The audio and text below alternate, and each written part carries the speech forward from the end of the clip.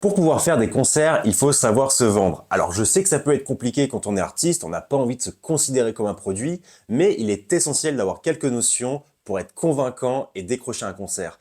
Alors dans cette vidéo, on va voir comment se vendre intelligemment lorsqu'on est artiste. Bienvenue sur Concert Pro, la chaîne qui aide les chanteurs et musiciens à décrocher leur premier concert, à jouer plus souvent et à structurer leur carrière. Ici on parle booking, communication, jeu de scène et développement artistique pour t'aider à te faire une vraie place sur scène. Alors dans cette vidéo, on va te partager 5 conseils qui vont vraiment t'aider à mieux te vendre auprès des programmateurs. Premier conseil, mets-toi à la place d'un programmateur. En fait, ce qu'il faut que tu te dises, c'est que le programmateur, lui, il n'a pas pour mission de t'aider à obtenir plus de concerts ou à te faire percer. Lui, ce qu'il veut, c'est que son événement se passe bien, que les artistes soient professionnels et que le public soit conquis. Une erreur fréquente des artistes, eh bien, c'est de parler trop d'eux-mêmes, de dire « j'aime beaucoup votre bar, j'aime bien l'ambiance qui s'y dégage ». Alors, même si c'est sincère, c'est pas ce qui va convaincre le programmateur. Il faut donc se mettre à sa place, se poser une question simple. Pourquoi il me choisirait, moi, mon groupe, à la place d'un autre? Et donc, pour répondre à cette question, il faut que tu identifies clairement les caractéristiques de ta proposition et les bénéfices que peut en tirer le programmateur. C'est là que tu seras perçu comme une vraie opportunité. Ce qui nous amène au deuxième conseil, il faut que tu sois clair et synthétique dans ce que tu proposes. En fait, dis-toi que le programmateur doit comprendre en 10 secondes ce que tu fais, donc quel style, quelle ambiance, ensuite combien vous êtes sur scène, à quel type de public vous répondez, et enfin, combien de temps dure votre set. Alors, les éléments que Morgane vient de citer, ce sont les caractéristiques. Par exemple, nous sommes un duo électropop acoustique, nous faisons du chant, guitare loop, et notre set dure 1h30. Ça, ce sont les caractéristiques. Donc, le bénéfice, ça peut être nous collant parfaitement à l'ambiance des bars cafés. Alors surtout, retiens qu'il faut éviter absolument les descriptions trop abstraites ou trop artistiques, de type « je suis un artiste hybride entre poésie urbaine et texture émotionnelle ». Bon, on comprend pas du tout.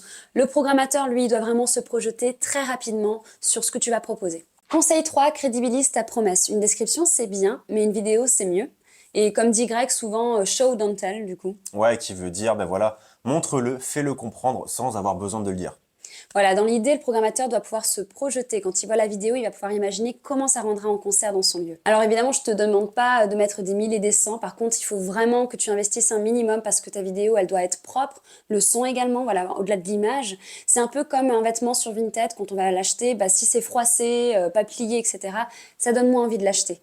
Bah, c'est pareil pour le programmateur. Donc je pense que si tu investis ne serait-ce qu'un petit peu, ça peut faire toute la différence. Et bien sûr, si tu as joué quelque part, n'hésite pas à le mentionner. Voilà, des lieux spécifiques, etc., qui ressemblent par exemple à ce lieu-là. Voilà, ton expérience, ton professionnalisme, ça permet vraiment de crédibiliser ta proposition. Conseil numéro 4, prépare tes échanges. Si possible, avant de contacter un lieu, renseigne-toi un minimum. Voilà, quel est le public, quelle est l'ambiance recherchée, qu'est-ce que le programmateur attend. Ça va vraiment te donner l'avantage parce que ça va montrer que tu t'es intéressé. Et dans les échanges, n'oublie pas de rester pro, courtois et humain. N'oublie pas que la personne qui est en charge de la programmation, avec qui tu échanges, bah, elle aussi, elle a plein de choses à faire, a plein de choses à gérer, elle a une certaine énergie. Et quand tu échanges avec elle, il faut que tu t'adaptes plus ou moins. Si elle est très sympathique, etc., bon, bah, bien sûr, hein, justement, crée un lien naturel avec elle. Mais si tu vois qu'elle est très pro, qu'elle veut aller droit au but, pareil, tu t'adaptes et tu es très clair et droit au but avec elle. Conseil numéro 5, c'est d'adopter la bonne posture. L'erreur à ne pas faire, c'est d'être dans la posture de demande.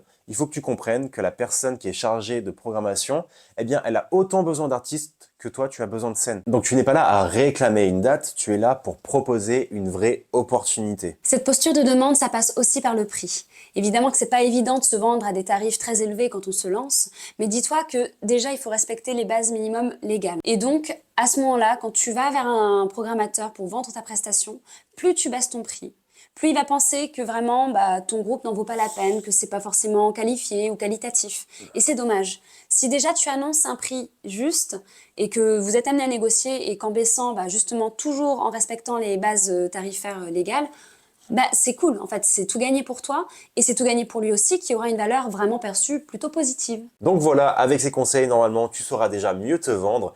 Et n'oublie pas que la vente, ce n'est pas être un produit, c'est présenter clairement ce que tu proposes en le mettant en valeur et faciliter la compréhension à la personne qui est chargée de programmation. Merci encore d'avoir vu notre vidéo. N'hésite pas à nous dire en commentaire si tous ces conseils t'ont aidé. Et puis si tu veux en avoir davantage, surtout n'oublie pas de t'abonner. Et on se dit à très bientôt. À bientôt!